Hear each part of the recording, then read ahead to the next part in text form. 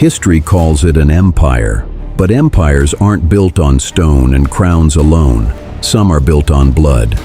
Long before its banners flew over cities and its laws ruled millions, this empire was forged in darkness, sealed not by treaties, but by blood oaths sworn in candle-lit rooms and secret alliances hidden from the public eye. Power here did not belong to kings who sat on thrones. It belonged to families who never appeared in records. They met at night, faces half lit by fire, daggers placed on the table, not as weapons, but as symbols. A vow was made, loyalty unto death. Betrayal meant execution, not just for the traitor, but for their entire bloodline. That was the price of power. Marriage was never about love. It was a transaction. A daughter married into an enemy house to end a war that was never meant to be public.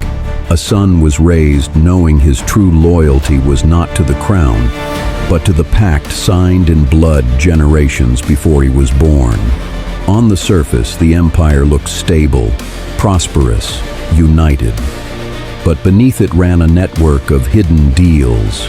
Generals promoted not for skill, but for loyalty to the oath. Rivals eliminated quietly. Accidents, sudden illnesses, disappearances history never explained. When a king died suddenly, the public mourned. The families celebrated, because the throne was never the real prize. The real power was deciding who sat on it.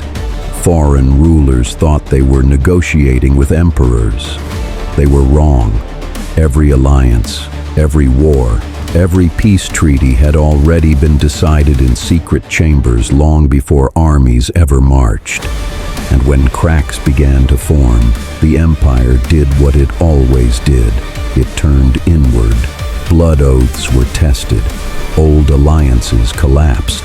Families that had ruled from the shadows for centuries turned on each other. Brothers betrayed brothers. Houses erased entire branches of their own lineage to protect the secret. The empire didn't fall to invasion. It imploded. When the final ruler was overthrown, history blamed corruption, greed, weak leadership. But the truth was far darker. The system that built the empire, the secrecy, the blood pacts, the hidden loyalties, became the very thing that destroyed it. Today, fragments remain, symbols carved into forgotten ruins, repeating family names in unrelated scandals, patterns historians long ignored because they didn't fit the official story. But the evidence is there. This empire was never ruled by law. It was ruled by oaths written in blood and alliances never meant to be seen. And once you understand that, one truth becomes impossible to ignore. Some empires aren't remembered for how they rose, but for how carefully they hid the truth.